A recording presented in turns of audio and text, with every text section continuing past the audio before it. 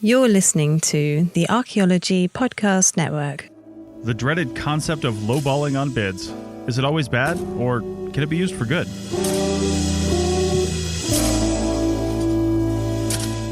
Hello and welcome to the CRM Archaeology Podcast, episode 119 for September 13th, 2017. I'm your host, Chris Webster. This is the show where we break down common misconceptions about professional archaeology, mostly in the United States, and pull back the veil on a typical company and how it operates. On today's show, we talk about lowballing bids and costs on projects. So, close your eyes, relax, count to 10, and try to be calm. Because the CRM Archaeology Podcast starts right now. All right, welcome to the show, everyone. Joining me today are Sonia in Utah. Hello. And Bill in crazy Berkeley. Yeah, good morning.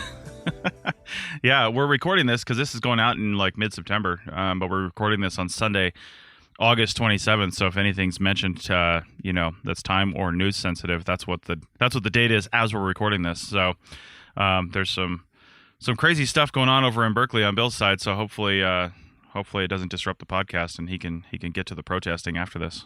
So. Yeah, exactly. Or get through the protesting so I can go have lunch after this. That's right.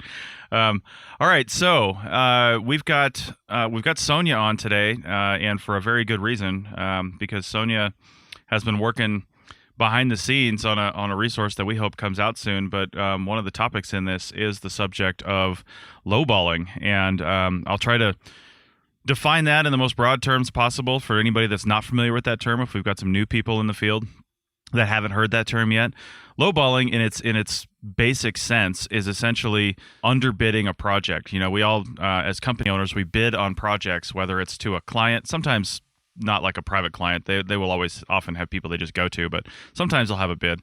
But usually it's agencies and things like that. So clients will, CRM firms will bid on a project, and when you bid way under what is expected to be for that project and you win that project, that's called lowballing, okay? Because you're just basically bidding on this project to win it. It's probably below your costs, so you're not going to make any money on it. And there's always a lot of talk in the CRM industry from field technicians and above, everybody really, and they come from different perspectives on companies. This project was probably lowballed. That's why we don't get any, rain day time or something like that. And that might be true, but I just want to, as we do on the CRM Arc podcast, pull back the veil a little bit on this stuff and say, well, what really are the reasons behind lowballing? You've got two company owners on the call right now, myself and Sonia. Bill has been, part of this process, not as an owner, but as like at really the project manager and PI level, doing these things for a long time. So he's very familiar with it. What can we talk about? And I'm not going to say that lowballing is going to be a good thing necessarily, because just the term itself implies that it's probably bad. But I want to talk about both sides of this. What are some of the benefits to a company to do that don't actually hurt their employees? What are some of the consequences? And is it something that should be a business practice that's at least in your deck of things that you use as a company, or should it just be something that the federal agencies should throw out? And in some cases, they do throw out. I'll say that right off the top, or at least they're supposed to. You see language in certain scopes of works and things like that where they say, they'll have a price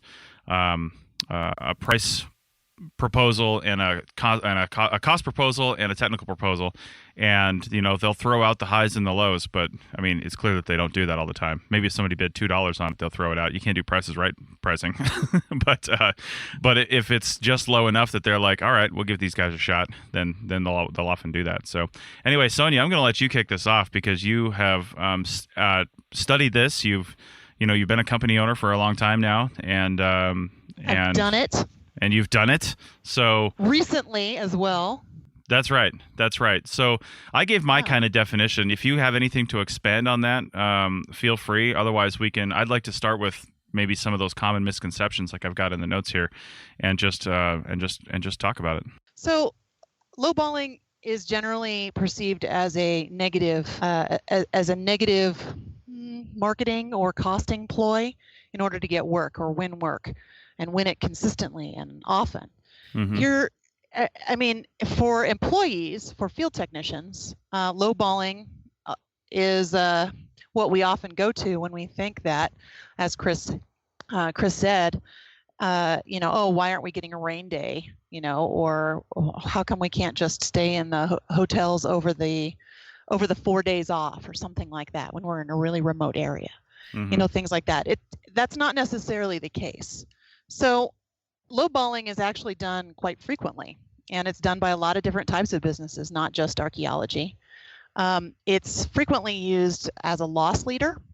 And for those of you without a business background, a loss leader is where you intentionally lower your prices, reduce your profit margin, and take a hit in order to break into an industry. So, for example, a company could, if they want to get in with a mining company that consistently uses the same archaeologists but is required to put their stuff out for 3 bids, you could come in and go, you know what?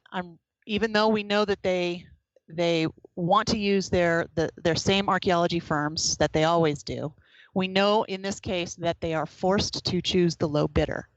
We are going to low bid this contract in order to win the work, to gain the trust and confidence of that company, so that in the future, when we bid more accurate or higher costed contracts, they will trust us enough to select us rather than not. Mm-hmm. So it's called a loss leader. It's where you could take a loss in order to get a lead or an advantage on another company. Let's talk about that real quick before we go too far, because I think that's probably, to me, that's fine. If you want to, because the ultimate goal is to bring your business into a new industry, and the ultimate benefit of that would be your company has more business, which is good for everybody. It's good for all your employees. Yep. It's good for everybody. For your client. It's good for your client. It's good for that. To a certain degree. To a certain degree. Now, you can't, one of the potential costs to that, of course, is that your client thinks you're going to do everything at that price. Exactly. I mean, you don't want to come in and do that, because now you have to do everything at that price. And then the other side of that coin is, if you do decide to make that a business strategy for a certain project, you have to take that loss. You have to own that loss. And by that, I mean, you're going in, you're underbidding, you're lowballing so you can win this contract. And oh shit, you won the contract, but you can't sacrifice your employees' pay, your employees' benefits, your time in the field. You can't start saying, oh, we're not paying drive time now, or we're not doing this, or we're not doing that. We're cutting these things out. You got to own that. If you want that business, you have to have the money in the bank to be able to suck up that entire difference, that margin between what you should have made had you bid properly and what you actually bid. And if you don't, then you shouldn't be lowballing. You shouldn't be looking for these loss leaders. You need to build your business up, build your coffers up before you can go into those other industries, and that's just good business practice. Exactly. If you're doing that, if you're doing a loss leader or developing up a loss leader, but you're compromising the integrity of your business, that's actually not a loss leader. Mm-hmm. That's doing your business and your industry a disservice. People are going to not trust you. Additionally, a loss leader is not when you underbid a contract with the intent to modify and modify and modify so that you make more money later. Mm-hmm. It can help, but usually when you're dealing with a loss leader, you are talking about firm fixed prices for individuals in the field. So, for example, say you bid your field techs at $20 an hour for your loss leader. You can't come back later, or you shouldn't be able to in my opinion. Mm-hmm. You shouldn't be able to come back later and say, okay, now we're going to bill those guys out at $45 an hour. Right. Which, by the way, as a side note, is a super embarrassing billing rate for any of our clients who are listening. Yeah. It's a super embarrassing billing rate for a professional, for somebody who has a bachelor's degree or a master's degree or a PhD. Being billed out at $45 an hour is hilarious.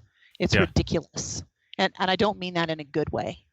It is embarrassing for our industry.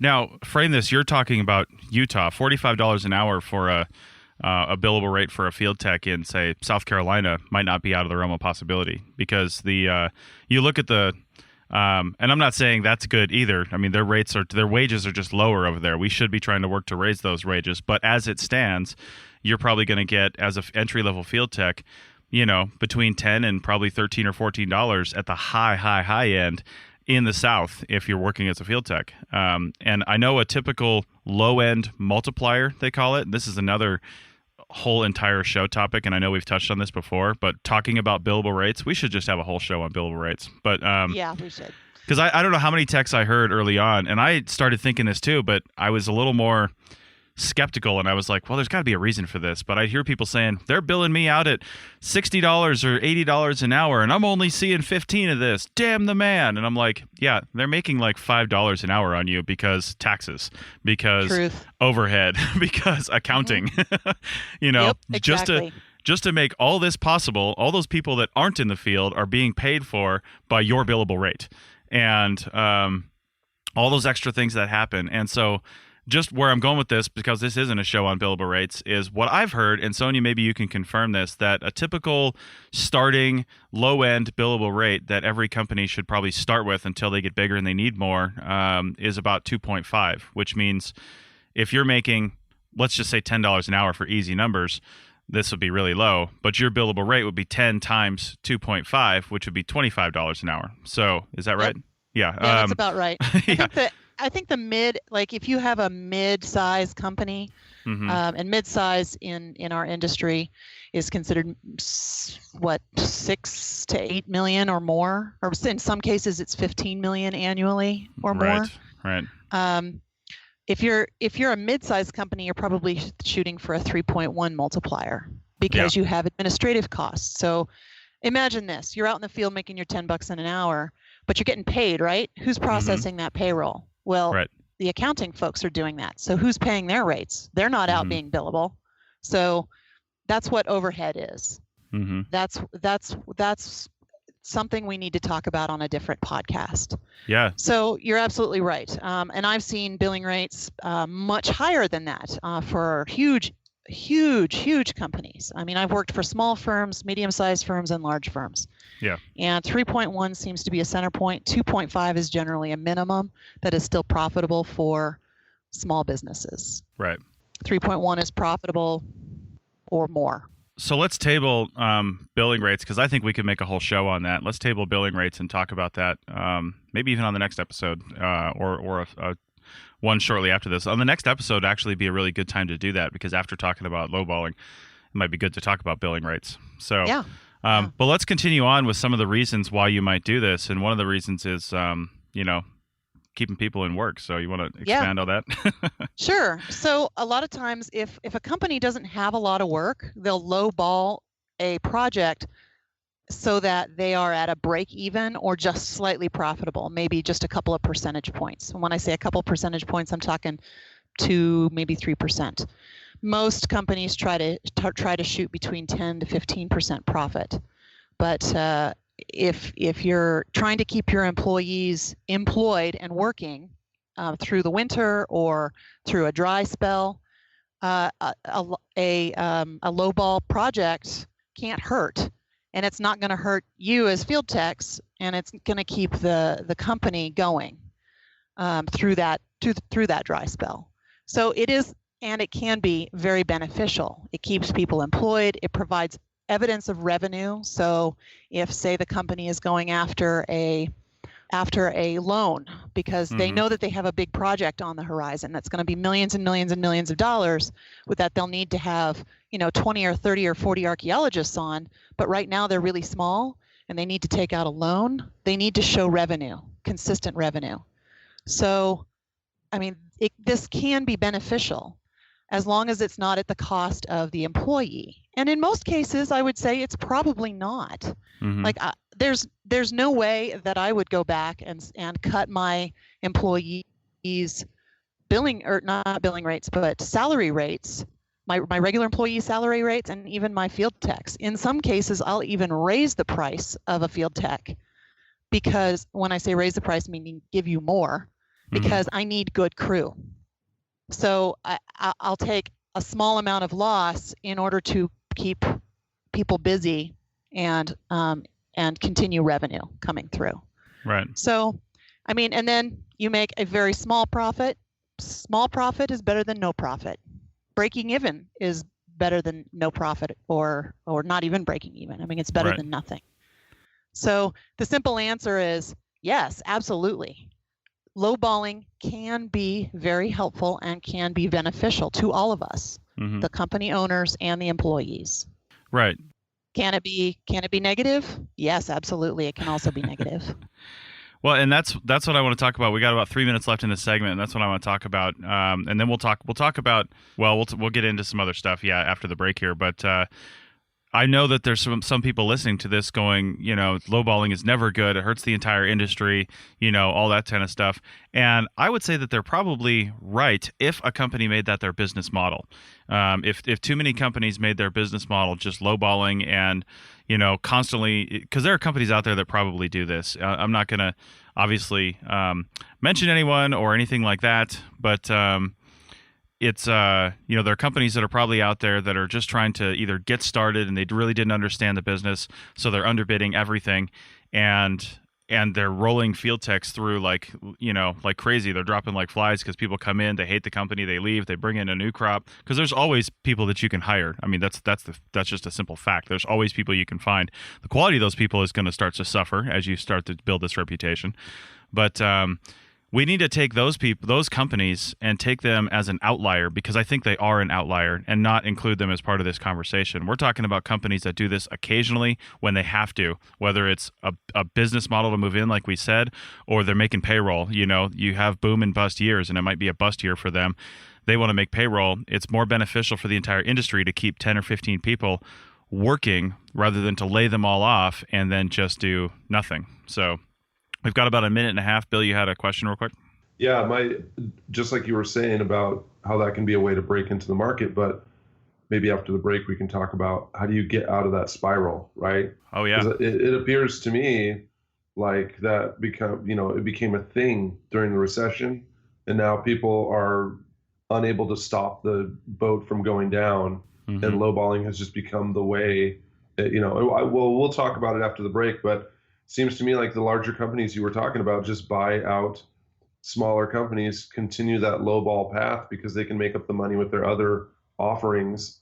And, the people who really suffer are the cultural only folks. Well, that's one thing we didn't actually mention that you just kind of alluded to. Some of the larger companies, and I don't have direct evidence of this, but it seems like a business plan that people would do, like these massive engineering firms where Archaeology is just a small footnote in what they do, and they offer it so they can be a full-service company.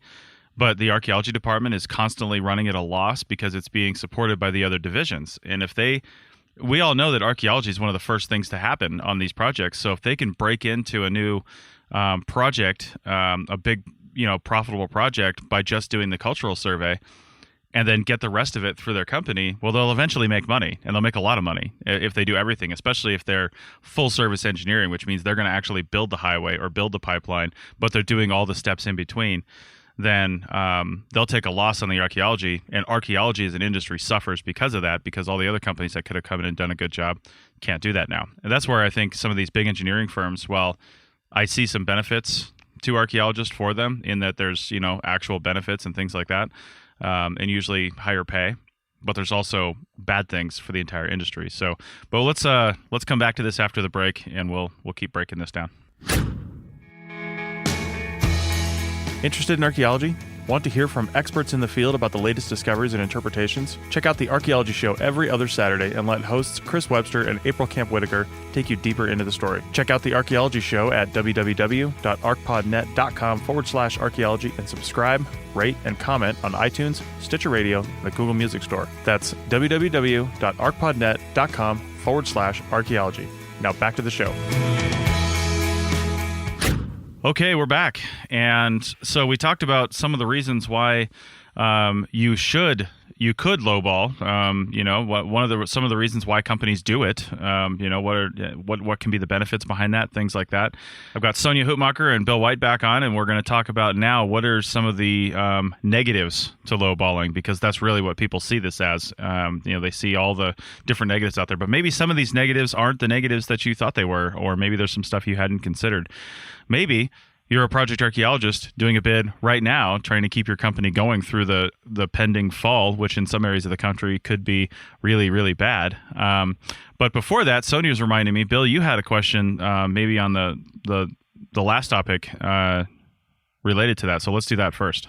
Yeah, my question had to do with stopping the downward spiral. Oh, that's right. If you use lowballing to break into the market, which, it seems okay in business, I don't know, as long as it's not illegal, the ethics are flexible.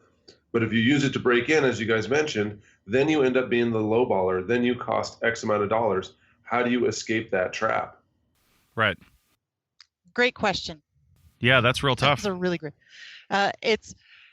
If as a business, as a project manager who's frequently got into that spiral of lowballing, the easiest way to do that would be at the end of the year, simply tell the client, our costs have changed.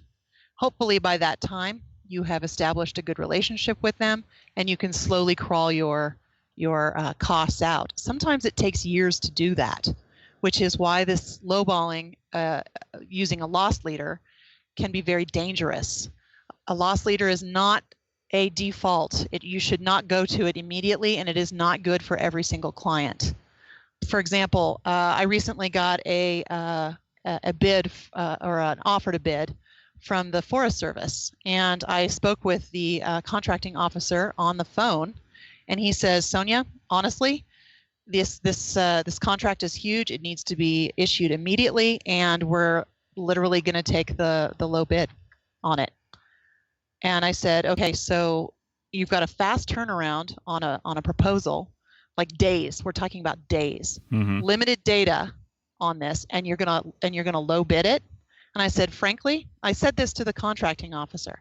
I said, frankly, my business is small. We can't afford to do that. So if you want a good quality contractor, consider extending the deadlines of both the RFP and for the contract itself, and ask for a good, reasonable, competitive bid.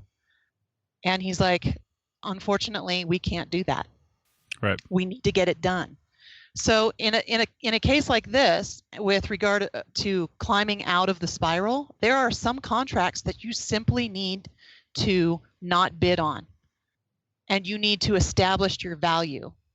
Like this contract I've received because we are a contractor of value to the client. They trust us. They know who we are. They want us to bid. They want us to come work with them. But at the same time, I have to maintain their trust by putting together a project that I don't want to screw up, frankly. And I have to tell them, I'm going to sit here and think about this, and I will send you a letter if I'm not going to bid on it. It'll be plain, it'll be understandable, and you'll be able to present it to your higher ups that say, our good contractors are not bidding because of these requirements, because of what you're putting us and putting our contractors under. So sometimes if you want to climb out of the spiral, you have to either not bid on contracts, or you have to, at the end of the year, raise your rates. If it's, so the Forest Service, the BLM, frequently they're always low bid. If you have a good mining client or oil and gas client or another private client or something like that that's trying to develop something, they may trust you enough and go, okay, we can dig that. Raising rates at the end of the year is no big deal. Yeah. So but it takes time. Yeah. And when you start getting into loss leaders, you want to use them occasionally, not frequently. Right. If you become well known as a lowballing company, your quality is going to be questioned, and there's a good chance you'll get fired from a contract more quickly. Get your permit pulled. Yeah. You'll get your permit pulled. Yeah. I'm glad you said something about the quality. Yeah. Because like you said before, I've been on the receiving end many, many, many times of projects that were, I don't even really know what they were thinking when it comes to the work. Either they had no idea at all what we were going to find, or they were trying to do what you were saying, pay payroll or keep us alive somehow. But I recall several times, and I think some of the folks listening to this right now, people who I've worked with before, were there with me in the middle of the desert when we did Herculean efforts. And a lot of that was us taking the responsibility upon ourselves to maintain the quality of our work, because other teams, I have a feeling, would have just bailed on this and said it was impossible, or, gone back home and said, yeah, we just couldn't get it done, right? Yeah. But I remember doing a lot because I had pride in my own work, just to make sure that these projects didn't fail. And then our reward was really more of those kind of projects where they were underbid, they were poorly scoped, whatever happened. And then once again, we were out there, 16, 17-hour days in 100+ degree temperatures in the middle of the desert, recording thousands and thousands of, point located items. And that was just one example. So, is it up to your crew to maintain the quality, or is it up to you to, responsibly scope the project so that your crew can maintain those high quality levels? Well, I will say one comment on breaking out of the spiral. I'll say two things. One is bad, just because I'm going to acknowledge that it happens, and one is good, which is what I think we should all do. I think the bad way to get out of this spiral is if you're not working with a private client, or maybe you have this in your proposal. But a lot of these stuff with with gold mines and things like that out here in the West, a lot of them are fixed price. So whatever price you said you could do this for is the price you're doing this for. It's kind of, which can be scary, because if you find more than you predicted to find, and you don't have a clause for that, for basically billing a change order, then you could be in trouble. You should almost always build in the ability to do a change order. And that's where I'm going to say this is bad, because some people use the change order as a way to lowball the contract to win it, and then they already know they're going to do a change order, right? And the agency will probably do it. The agency needs the project done. They can't go through the whole process again. And if it's like the BLM or the Forest Service, then they'll probably do that. They might not give you another project after that, unless you like, oh, well, it's because of this and this. And if you really BS your way through it, then they might buy that initially, but they've been around the block a few times, and they might not. So they'll know if you did your research or not. But so a change order is one of the ways to get out of an initial low bid, is to just ask for that money. Then it ends up becoming at the price that you probably should have bid it for in the first place, when you do that change order. And maybe that can break you out of the spiral. But I think the other way to do it, which is the way I've been promoting for a long time, is to just learn how to be more efficient. You can keep operating at the prices that you're operating at, maybe raise them just a little bit, but we're all operating with massive amounts of loss built into our entire business model, right? And we don't even see it. We just want to be Indiana Jones and put our head down in the sand and go do survey and not be concerned with actual business. And that's why these bigger firms are coming in and just simply taking over, because they have a business model built in that is actually being built by actual people with business degrees that know what the hell they're doing, and they're searching for ways that they can be more efficient. Now, some of these people are becoming more efficient in less ethical ways, like cutting employee benefits and stuff like that. That's not what I'm talking about. And buying used crappy vehicles. That's also not what I'm talking about. You need to look at your business practices, and this isn't going to be just a sole digital archaeology discussion, but that's part of it. Becoming more efficient with your paperwork, your back end, and your your in the field processes and things you can do, and then doing that. Now, of course, the downside of all that is if you did that, and then other people did that, and then everybody did that, and in 5 years, it's just like an iPad is part of your field kit. Like when you buy your backpack, it comes with an iPad instead of a Camelback. Once everybody's doing that, now we're all back to a level playing field with with everything, and now you got to start lowballing again and find another way to be more efficient, and that brings prices down. But I also think in the short term, it can bring everything up. It can make us all better as a field. Maybe that's I don't know if that's a pie in the sky sort of view or not. But anyway, let's talk about who really suffers from lowballing, because we're already halfway through the segment, and I don't want to miss that.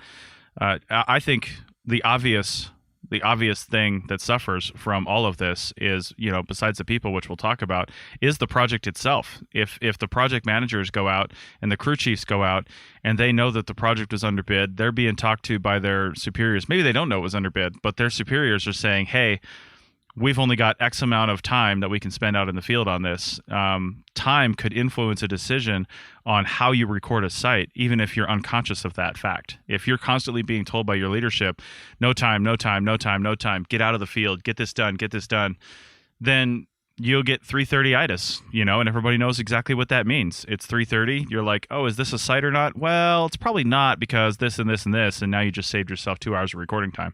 But it actually is a site, and you should fucking record it. So anyway, so that suffers. But Sonia, talk about some of the people who will suffer in this, that are in this chain of disaster when you lowball a project. Well, first, and everybody already knows this, when a project is low bid or lowballed, as it were, the staff is the first. The field staff have to work twice as hard to get the same amount of work done on a schedule that's unrealistic. Yeah. And it's stressful. It's stressful. It's frustrating. How are you expected to do, I don't know, if you're in the East, 80, 100 shovel tests a day in solid ground and not sand.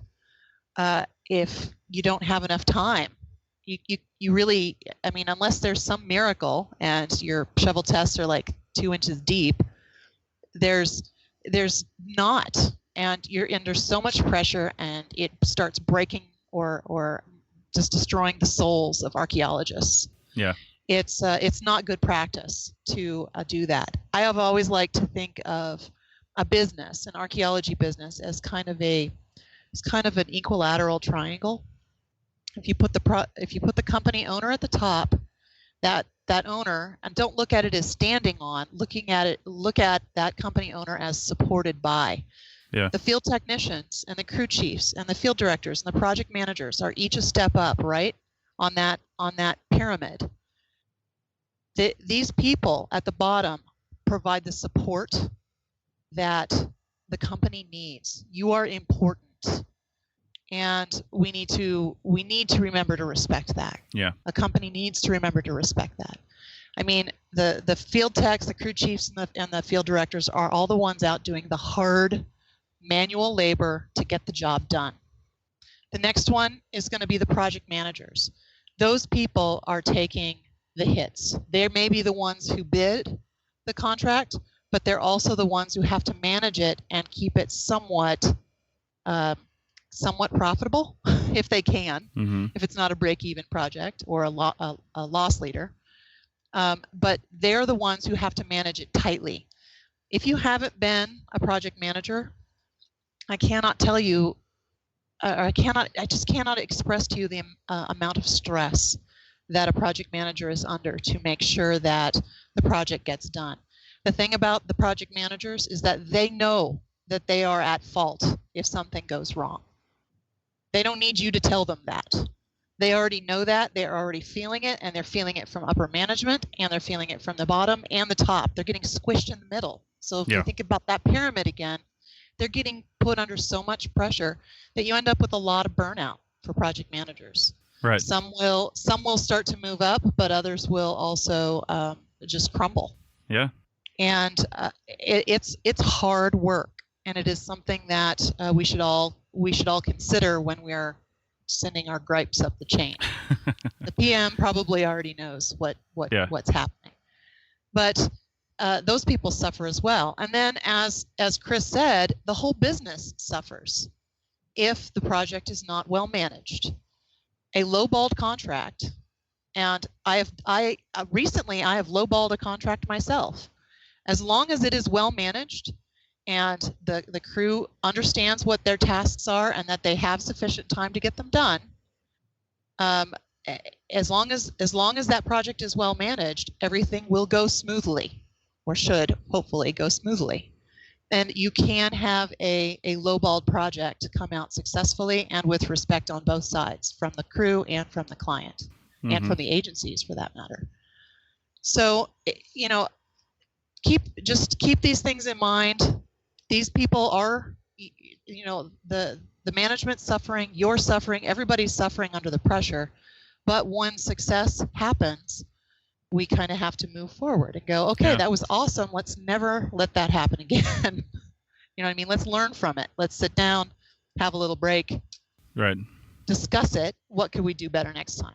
Do you need a couple extra hours in the field? You know, what happens if a car breaks down because, you know, it's crappy, you know? Right. Or if you have a rain day. Yeah. And like any small business or startup, you know, the people that should suffer first are the people at the very top. Yeah. You know, it shouldn't be your field technicians. They're the ones that are actually keeping this business going for you. You know, they're the ones out there every day doing the hard work and making sure that you can put food on the table for yourself and for them. And if without them, you don't have a project. So, you know, keeping that in mind, like, for example, the big Navy project I did 2 years ago now, that wasn't lowballed by me, but it was lowballed because it was unintentional, because 2 years before that project even started, when we were putting in for this as a proposal, you had to fill out these tables based on the sizes of different hypothetical projects and what would be found, like what would you charge for those. And they basically came up with this huge amount of land, and it worked out into X number of these types of projects. And they basically just took what you said you could do that type of project for and added it all up and said, okay, you have no choice. You're doing this project, and this is how much you're doing it for. And in reality, it was probably about $100,000 less than it should have been. Would be my guess. And it was tough working within that time frame. It was especially tough for me as a relatively new small business owner. I hadn't done a $500,000 project before, and I didn't honestly have the money in the bank. I went and got a loan for $50,000 to cover payroll, which I was like, oh, well, this will keep us going for the first part of the project, you know, in a little ways. That lasted about a month and a half of doing payroll, and that's no joke. You know, when you're paying out with per diem and payroll $20,000 every 2 weeks, or, you know, $15,000 to $20,000 every 2 weeks, that gets pretty tough. Luckily, I had a prime contractor that was working with me, and they were actually letting me invoice every 2 weeks and then paying me every 2 weeks. And literally that entire invoice was going right back out to the company, right back out to the employees. And most of the time, I mean, I was using those funds to pay for my lodging and to pay for the rental vehicles and to pay for all that stuff that we had, you know, and I wasn't taking per diem. I wasn't taking a salary. I wasn't taking a paycheck. And I was just basically covering my expenses to just be there like everybody else, and I wasn't taking any extra to do anything with. Luckily, I have a wife with a job that was covering the bills back home, but you know, that's where the suffering started first, was with me. And I'm not trying to get any sort of like sympathy for that. That's just what you should do as a business owner. I don't care if you're running a coffee shop or if you're running a CRM firm. You should be the one that suffers first, because you're the one that decided to take on this risk of starting a business and to take on the responsibility of starting a business and to run this out. So it's you that needs to suffer from those decisions. Every single one of your employees, the only way they should, quote, suffer is if you have to shut the company down. Now you lay them off. But luckily, we don't live in a business where people are, well, I don't know if luckily. I said luckily we live in a business where people are used to getting laid off, because they get laid off every 3 weeks when they have a new project. So, you know, that's not that big a deal for field techs to say, okay, I'm going to lay you guys off and shut down my business. They don't care about that. But you're just laying them off, and they're going to go find other work, because that's how we do it here. But yeah, anyway. Go ahead, Chris. You're absolutely right about that, and that's something I probably didn't communicate clearly enough. The company owners are the people who are stressing out the most over these lowball projects. Over every project, I stress out over every single project, simply because I'm a high stress person. First of all, I'm a company owner, for crying out loud. I must love stress, but I mean, I cannot tell you how stressful it is to worry about my crew, about their safety, right? About every single day. Every single day, I worry about the safety of my crew, which is why safety is a huge, huge deal for us. Huge deal. I worry about making sure that they can get paid. Yeah. You know, making sure that they have work. If they're regular employees, that they have work after this. What can I give them to do to keep them working? It causes a great deal of anxiety and a lack of sleep, and just an incredible amount of stress. And there are times when I just kind of sit down and I was just like, I can't, I don't know if I can handle this anymore. Mm-hmm. But I always do, because again, that's what I do. Right. I love talking about that pyramid, and it's not me standing on you as field technicians and crew chiefs and field directors and project managers. You support me. Yeah. You don't necessarily support I don't know, my awesome cars, which I don't have any. All of my cars suck. All your Teslas. Frequently I write checks to you guys that are more than my own. I want you to know that. Your payroll is frequently higher than what I get paid. And I'm out, sometimes if I'm helping you, I'm out doing the same job you are. Yeah, I mean, we're driving like 3-year-old Teslas at this point. Take pity on us. They're not the brand new Model 3s come out. I mean, we're driving the old ones, for Christ's sake. All right. Yeah, you're not helping yourself, Chris. I was gonna say my car's so sweet. I actually broke the handle off the back door of our minivan yesterday. Yeah. Nice. So nice. Yeah. I've got two 2001 Dodge Rams, and I've got a 2002 Ford F-150. Nice. That's our personal vehicle. A 2002, for crying out loud. Yeah. And then I think it's like a 2012 or something like that Honda Civic. Honestly, really. Yeah. I'm not really driving those great cars.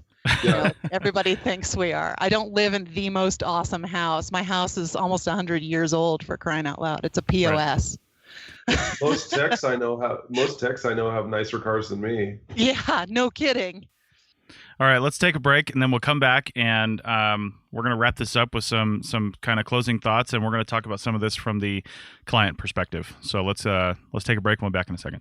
This network is supported by our listeners. You can become a supporting member by going to arcpodnet.com/members and signing up. As a supporting member, you have access to high-quality downloads of each show and a discount at our future online store, and access to show hosts on a members-only Slack team. For professional members, we'll have training shows and other special content offered throughout the year. Once again, go to arcpodnet.com/members to support the network and get some great extras and swag in the process. That's arcpodnet.com/members. Okay, we're back, and we are talking about lowballing contracts with Sonia Hutmacher and Bill White. And just so everybody knows, we do, just a little side note, we do a live show where you can call in. You can message in with your questions. We usually do it at 3 p.m. on Fridays, 3 p.m. Pacific time on Fridays, on Facebook, on the Archaeology Podcast Network Facebook page. Just search that on Facebook, you'll find it. And I do that with Richie Cruz, who's in the room right now, and we're setting up for a Sunday recording, which we're going to do immediately following this, which, you don't know this because it's 2 weeks from now, whenever the hell this episode goes out. But just know that most Fridays we're going to be doing this, so check that out. So you'll hear some sounds in the background, and that's Richie setting up for this show because it's pretty involved with what we have to do.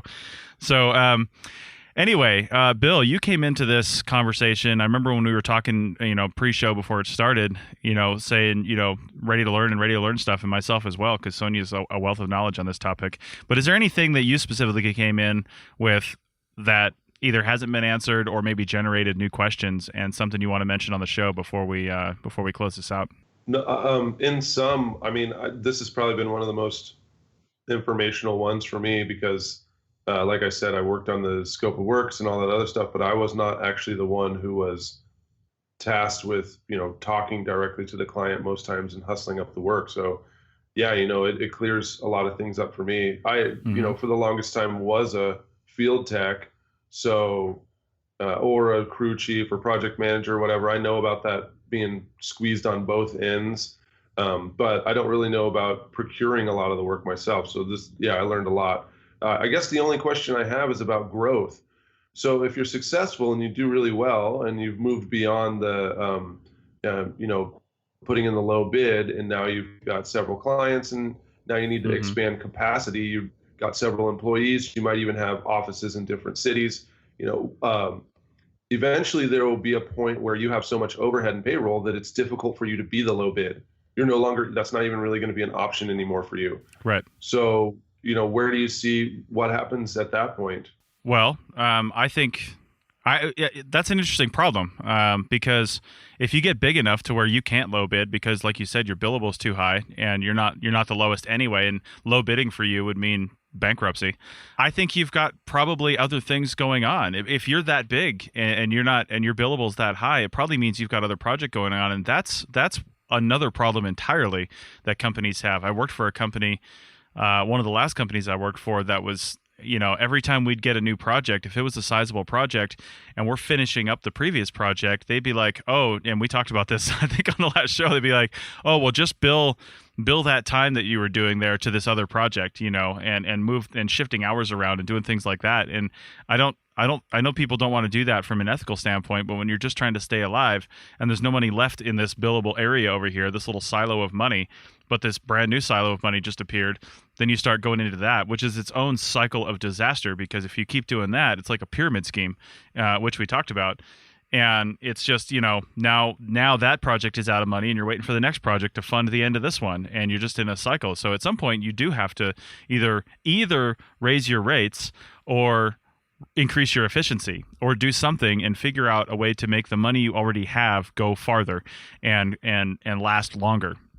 And that's the real trick. And I think personally that the only reason we're even having this discussion on lowballing is because we have a bunch of people who got archaeology graduate degrees in the late 70s, early 80s that decided to start a company because there weren't any companies. And first, commend them for doing that, because they created an industry where none existed. But the problem is, they were always behind. They started behind, they continued behind, and now we're still behind. And we don't have like a mandate for company owners to be not archaeologists. Company owners, I don't think, should be archaeologists, or at least somebody high up on the staff should have an MBA. They should be a business person. I seriously could have benefited from that. I had no business starting a company. I was learning all my stuff.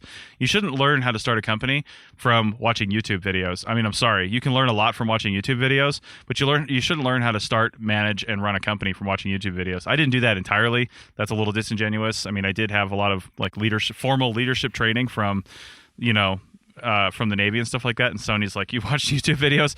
Sonia, only on a few things. And I really mean like QuickBooks stuff, because fuck QuickBooks.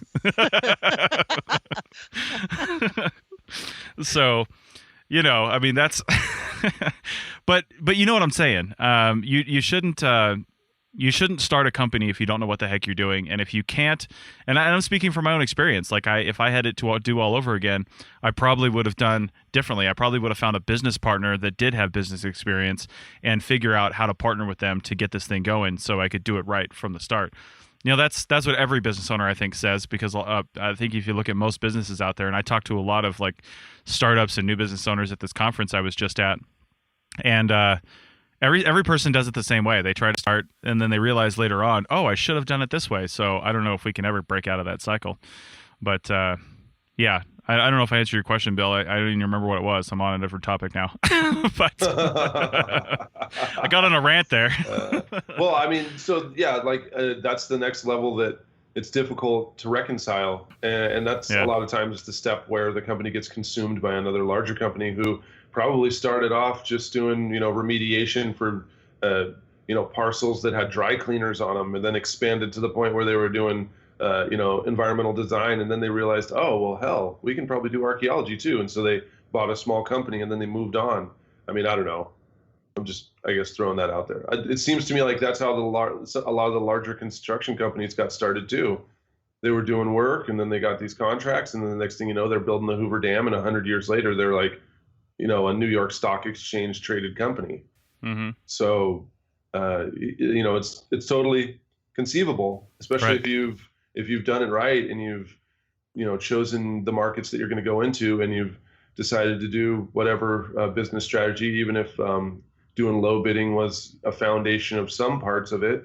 Mm-hmm. You can grow to a huge multi-million-dollar corporation. Yeah. So in the last half of the segment, which can be a little bit shorter, Sonia, you have organized your materials that we're hopefully putting out soon in a way that focuses on different audiences, basically. And one of the things you wanted to focus on in this last segment was from the client perspective. So, if there's any potential clients listening to this, which I would There are say a even if few. there are a few, but even if there were none, I think it's good for principal investigators and project managers, the ones writing these proposals, to understand how to do this from a client perspective. I think that's an incredibly valuable viewpoint for them to have, even if there were no clients listening to this at all. But I know that there are, because I know that there's BLM. There's BLM people that listen to this, and Forest Service people that listen to this, that are our clients. They're Yeah, archaeologists, they but they're are. our clients, so Yeah. they listen as well. So let's. What do you want to talk about at that in the last 8 minutes of the show? Well, the first thing I'd like to talk about is more about choosing your consultant. I know a lot of you guys have to go out and choose at least 3 companies to bid on your projects. Sometimes it's more than that. Sometimes a client will send it out to 5 or 6 or 7 consultants. What I want you what I want to encourage you to do from a consultant's perspective is evaluate the consultants that you're selecting. Look at their track record, not necessarily with your business, but with other business as well. If you're a mining company, call other mines and say, what consultants are you guys using? Who do you like and who do you dislike? For what reason? Yeah. That doesn't necessarily mean that because they get a bad review from one mine, they're going to be awful overall, but take a look at their track record, take a look at their reference history, and then reconsider your low bid policy. And I know this is going to take a lot of change internally, because what I want to encourage you to do in this is take a look at all of the bids that you're receiving. Your most accurate bid for the project is probably going to be your average bid, or your mean, right? Mm-hmm. That's probably going to be the most accurate bid. And then take a look at the standard deviation. What's the range there? And then what's within that standard deviation, whatever you select that standard deviation to be. What companies are within that? So you might have, 5 companies put in a bid, and those bids range from $7,500 to a little over $45,000. Your average is going to be somewhere around $35,500 for a contract, somewhere around there. Once you figure out what your average is, look at what's close to that, okay? And then also take a look at what their assumptions are. Mm-hmm. Pay attention to those details, because if you've got 4 companies that are saying, there's probably going to be somewhere between 16 and 20 sites in a project area, Right. and your low bidder is saying, we're going to bid 5. We're going to bid for 5. Yeah. That low bidder is expecting to come back to you and ask for more money in the future. Do you have the time for that in your schedule? Ask yourself that. Do you have the time for it? Pay attention to the details. How many archaeological sites? How many isolates? How many survey acres per day per person are they planning on doing? Look at their technical proposal. I recognize that you may or may not have a lot of time. You can skim through and just highlight the stuff that's important, right? Mm-hmm. But look at the average, look at the details, and then be realistic. For crying out loud, if you've got a 25-mile long pipeline that's running through a 200-foot wide corridor in one of the highest density, archaeological site areas in Nevada, are you really expecting there only to be 5 sites? Really? And are you really going to award a contract to a bidder that low bids and lowballs that thing, just so that they can get their shoe in? Yeah. For crying out loud, be realistic. And you will get a lot more respect and a lot more cooperation from your consultants if you are more realistic. I can't tell you how many times I've seen contracts awarded to companies from out of state at $6 an acre. $6 an acre. That's pretty low. And that $6 includes writing the report. Okay, you're taking the entire contract amount, and it's $6 an acre. And what's a good price per acre? It's just so people have to reference that too. Well, it really depends on where you're at. I mean, right. But for you, like in Utah, what's a low? I would say you can get honestly, the price per acre is not really good unless you know how many acres are in your contract area. Yeah. I mean, if you've got over 1,000 acres in a project area, then you're probably looking maybe $30 to $40 an acre. Right. That sounds right. But if you've got 5 acres in a project area, it's going to cost hundreds of dollars per acre. Yeah, comparatively, because you've got to write the report still, Exactly. Yeah. I mean, per acre cost is really, it's subjective. But at the same time, if you have multiple types of these projects that you've had in the past, compare them. Yeah. Like, what was the total amount that your previous 25-mile-long pipeline cost in the end after all modifications came in? Did your company come in at budget, right, like where it was supposed to be? Did the environmental firm come in at budget where they were supposed to be, or did they keep modifying? Did they keep nickeling and diming you? Did your company as the proponent of the project have that kind of time available, or was it a headache? Right. Right. Just be realistic. Compare things to the total costs of previous projects that you've done in your project areas. Pay attention to the details. Look at the reputation and the quality of work that your consultants are doing. If you know you have a low bidder that bids $7,500 on a project and estimates 5 sites, and you hear through the grapevine that they're not doing good work, do you really want them working on your project just because they're the low bidder? Yeah. Is it worth it if some company comes back, or some agency or organization comes back and sues you because you didn't do good work? Yeah, I got 3 words for you: Dakota Access Pipeline. That's exactly what I was thinking. Now, I want to preface that by saying, well, I guess postface that by saying, I don't know what the situation was there, if they did low bid or if stuff was missed or what happened, but clearly something broke down in the system for that to go to hell like it did. So, all right, so we have a minute left. So Bill, real quick on that. Yeah. From what I know, it was just a matter of the people out there. The project was atomized into a million pieces. Oh, yeah. And then the people out there maybe didn't know what specifically to look for because they didn't actually collaborate with the tribes who would have helped them see things.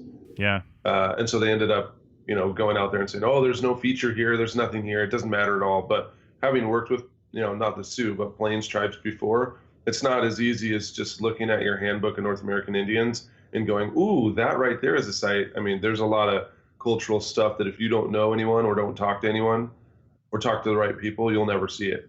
Well, that's a good example too in the last 30 seconds here, because without knowing anything about what happened in the process leading up to that, a couple of things could have happened. Perhaps the people running the project didn't really have a lot of experience with tribal consultation and didn't think about it and didn't do it, or perhaps they didn't budget for it and they said, well, let's try to get away with this. They might have been just straight up forbidden from talking to the tribes. They may have, yeah, and then it bit everybody in the ass.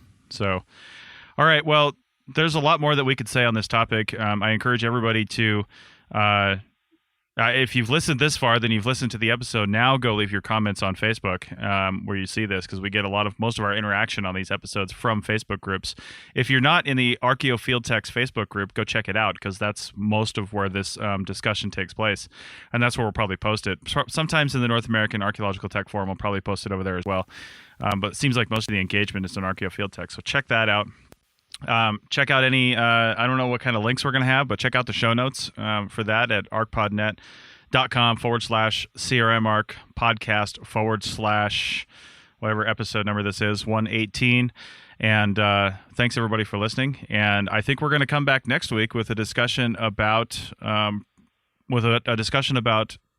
types of defining basically positions within a crew. And that might sound boring if you've been in this for a while, but I think there's a lot that could be discussed about that, because there's probably 17 different terms for field tech out there if you were to look at all the different companies out there.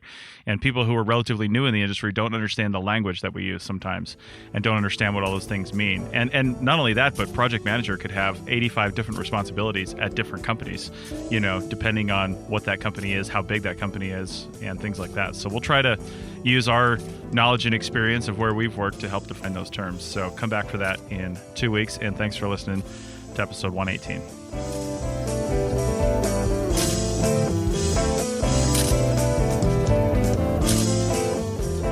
That's it for another episode of the CRM Archaeology Podcast. Links to some of the items mentioned on the show are in the show notes for this podcast, which can be found at www.archaeologypodcastnetwork.com/CRM Arc Podcast. If you like the show and want to comment, please do. You can leave comments about this or any other episode on the website or on the iTunes page for the episode. You can also email me at chris@archaeologypodcastnetwork.com or use the contact form on the podcast webpage. If you'd like us to answer a question on a future episode, email us. Use the contact form on the website or tweet your questions with the hashtag CRMArcPodcast, or you can tag @ArcPodNet in your tweet. Please share the link to the show wherever you saw it. If you share CRM archaeology-related items on Twitter or Facebook or anywhere else for that matter, be sure to use the hashtag CRMArc so the community can see and comment. If you'd like to subscribe to this podcast, you can do so on iTunes or on Stitcher Radio. You can also type the name of the podcast into your favorite podcasting app and subscribe that way. Don't forget to go over to iTunes and leave a review of the show. It helps us get noticed so more people can find our podcast and benefit from the content. Also, send us show suggestions and interview suggestions. We want this to be a resource for field technicians everywhere, and we want to know what you want to know about. Also, please consider donating to the Archaeology Podcast Network. Your donations help fund our bandwidth and contribute to our editing costs. Thanks to everyone for joining me this week. Thanks also to the listeners for tuning in, and we'll see you in the field. Goodbye. Adios. See ya.